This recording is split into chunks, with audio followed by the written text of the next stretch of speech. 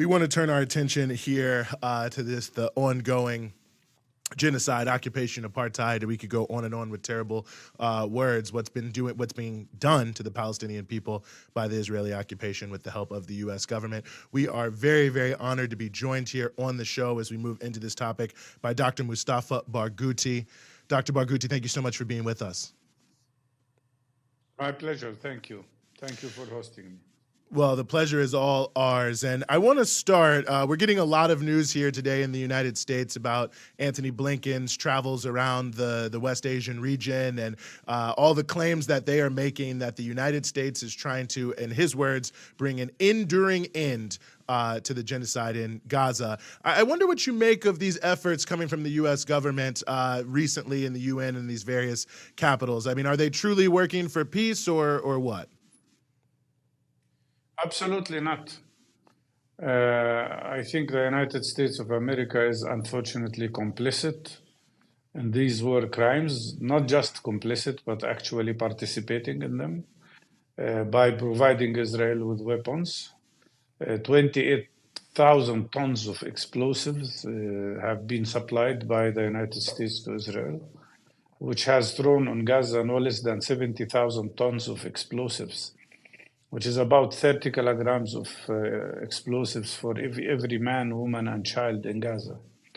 The United States has just changed its position in the United Nations Security Council one more time. Instead of supporting a resolution for an immediate ceasefire, they're talking now about the necessity of a resolution about ceasefire, but not supporting ceasefire. And that is, of course, very alarming. But in addition to that, unfortunately, we see continuous acceptance of Israeli arguments and support to the Israeli point of view. And a very good example of that is that the United States' decision to suspend completely any support to UNRWA till 2025. This resolution means suffocating UNRWA and trying to liquidate the rights of the Palestinian refugees by killing UNRWA. So practically what the United States is doing is punishing the victim instead of punishing the aggressor and the killer in this case. Dr. Barghouti, one thing that the U.S. has also been doing, which isn't new, I mean, this is kind of what the U.S. does around the world, and that is, they have these discussions about, they talk about the day after, or even now. And when they talk about the Palestinian political scene, they're searching anywhere to find some sort of leader that they can get behind, right? As they do anywhere. And right now you do see polls showing that there's a huge rise in certain areas, at least, where it can be polled in support for a group like Hamas, which the U.S. completely refuses to allow, and of course the Israelis as well, to be any part of the Palestinian political arena, and allow a decreased support for the Palestinian Authority. And so I'm curious if you can maybe lay out a bit, when we talk about the Palestinian political scene, what do you see as the way forward? And maybe that's a difficult thing to talk about in the midst of a genocide unfolding right now. But at the same time, Palestinians do need some sort of unity that involves all players, you would think. So I guess, what are your thoughts on all of that as the U.S. tries to influence or even control whatever the future Palestinian leadership is made up of? Thank you. Before I respond to your question, which is a very important one, I would like to alert you also to the so-called talks about a new port that the United States is working on to provide supplies, as they say. The first question here is, why do we need a port that will need months to be built? Meanwhile, people will die because of starvation in the north of Gaza. Why do we need that while Israel could easily allow thousands of trucks of aid on the Egyptian side, and it would take them only 15 minutes to get from one side to the other, providing the necessary food and milk and flour and medications to the Palestinian population, which is starving now. Because the United States does not want to pressure Israel to allow these supplies to get in. But more than that, and that's the most dangerous element, it seems that the United States is also complicit with Mr. Netanyahu, who just declared 2 days ago that he wants to use the port to deport Palestinians, to evict Palestinians. His plan of ethnic cleansing never ceased away, and he continues to dream about that act of ethnic cleansing of all Palestinians from Gaza. Now, in response to your question about Palestinian politics, look, there are two versions here, or two points of view. One point is what the Americans are supporting, and that is more securitization of an already securitized Palestinian Authority. They want a structure that serves Israel's interests. All they want is a huge security apparatus, regardless of the fact that the existing security apparatus in the Palestinian Authority is already consuming 40% of the budget of the PA and taking the resources away from health and education and other and social welfare. And it is unable to protect Palestinians from any settler, any terrorist settler, or from any Israeli soldier. And during the last 24 hours, the Israeli army killed 14 Palestinians in the West Bank, more than 440 since 7th of October, and the Palestinian Authority could not prevent one single death of those. So why do they need more security structure? Just to serve Israel's interests. And it is interesting here what Biden said when he said that we need a Palestinian leadership that is acceptable to Israel. Did he say that we need an Israeli leadership that is acceptable to Palestinians? Of course not. The funny thing here is that the United States of America speaks about democracy everywhere, about Serbia, Russia, China maybe, Ukraine and other places, and about democratic free elections except in Palestine. They don't want us to have our right of democratically electing our leaders. And that's why the United States was not supportive of us having elections in 2021. Our view as Palestinians, and that's the Palestinian way in our opinion, is that we need to keep the right of the Palestinian people to represent themselves by sustaining the PLO.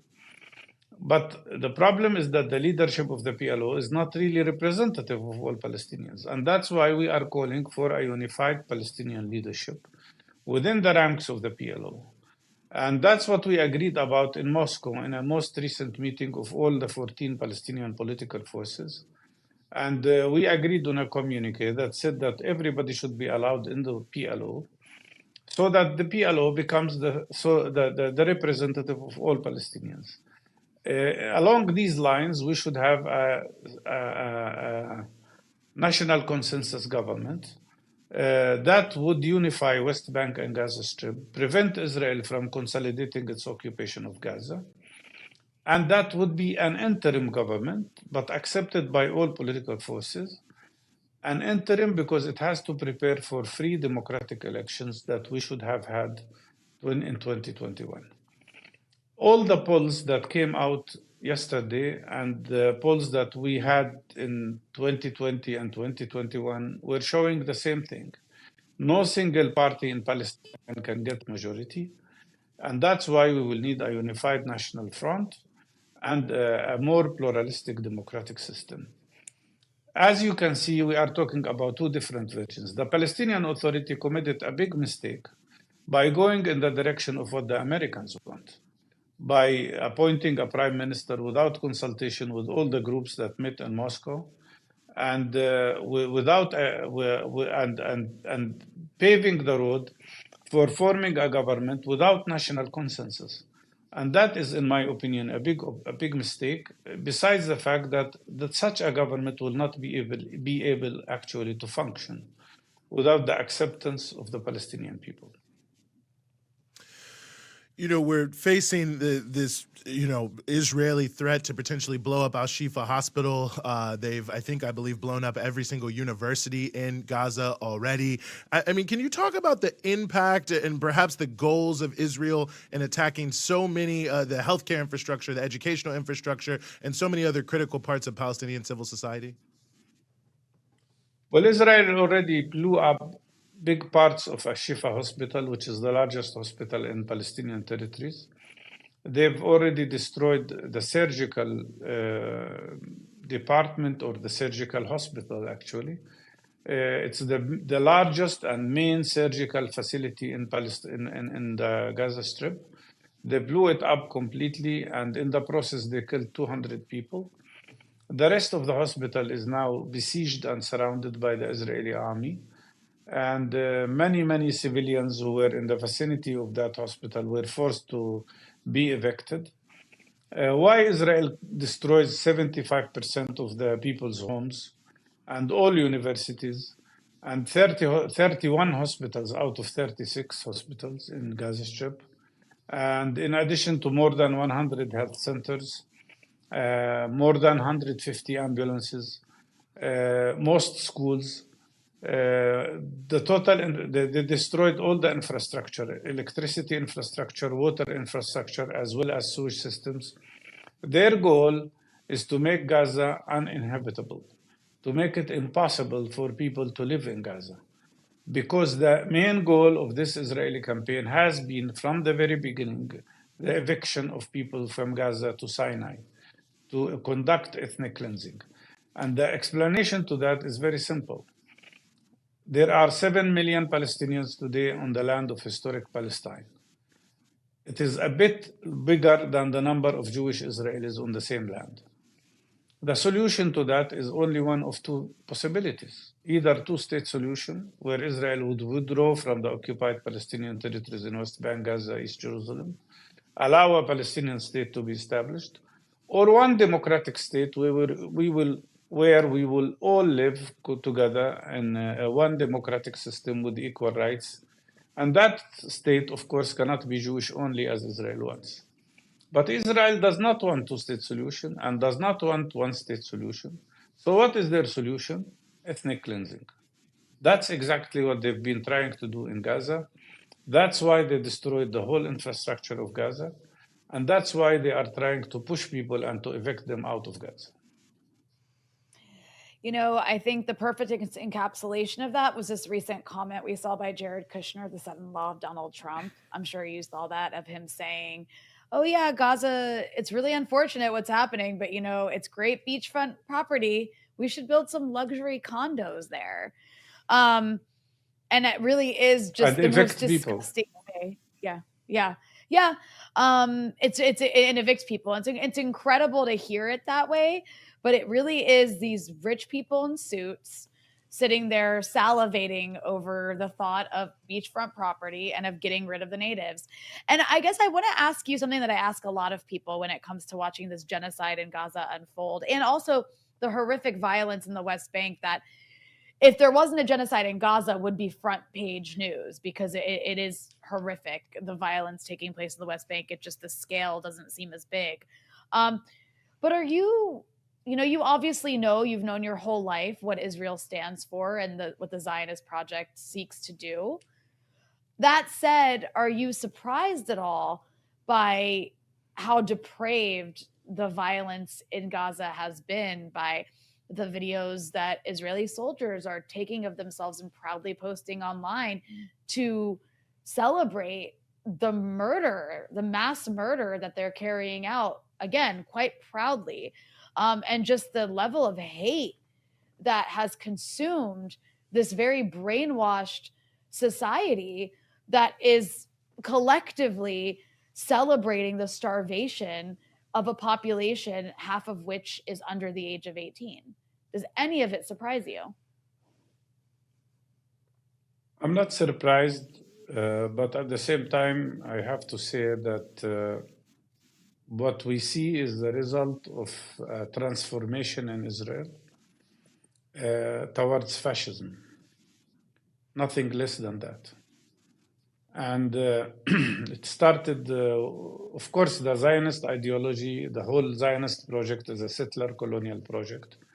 Israel was created by committing 52 massacres in 1948 and by erasing to the ground 520 Palestinian communities and villages and forcing 70% of the Palestinian population out of their land. The difference between 1948 and what Israel is doing today is that today we can see what they are doing. In 1948, the world could not see what was happening and maybe did not know about what has happened. And because of the Israeli strong propaganda, the world, big parts of the world were misled about what really happened in 1948. So they committed a crime and could hide it. Today, the crime is there. It's clear. It's everywhere. You can see, I mean, if you want to know, you can know. And regardless of the fact that mainstream media shied away during the last 2 months from us, still the information gets there through social media. So the question is, what surprised me? What surprised me is the fact that the world is accepting that. What surprised me is that for a long time, we believed what we were told by many Western countries and governments about democracy, human rights, international law, respect of international law. They even had the guts to to create programs of training Palestinians in respecting issues of democracy and human rights. And look what they are doing now.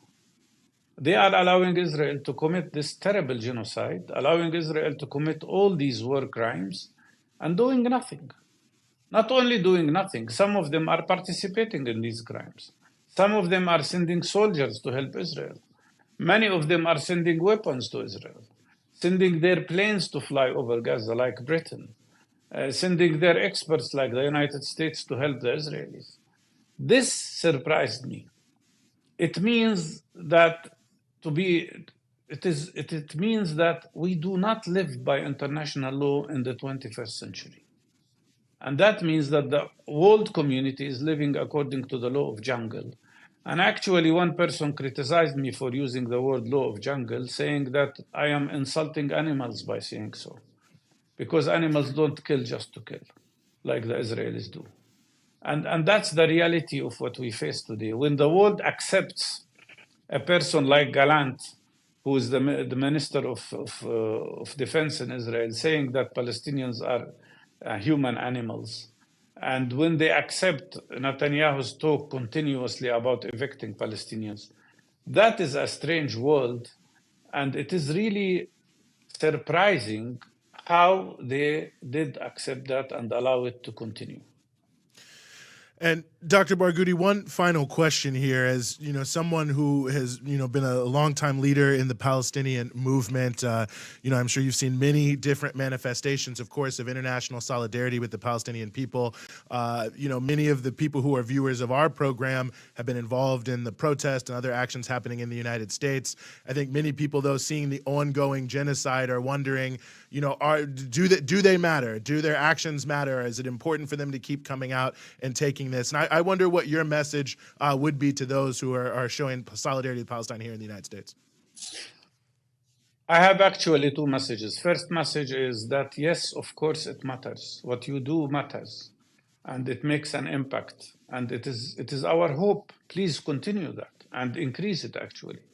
We've seen how many governments had to change their policy under the pressure of their people. Look at Canada. Who would have expected that Canada would not only bring back the funding to UNRWA, but also suspend and stop supplying Israel with weapons? That's a big step forward.